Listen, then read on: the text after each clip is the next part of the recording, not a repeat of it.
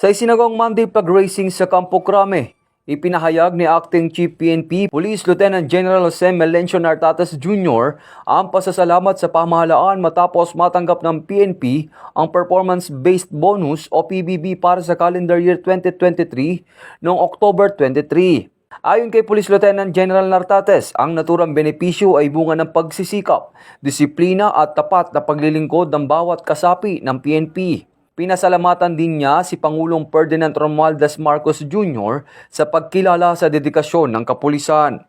Sana ay gamitin natin ito ng tama para sa ating pamilya at kapakanan. Ang pinakamainam na paraan ng pasasalamat ay ang patuloy na pagpapabuti ng ating serbisyo sa publiko.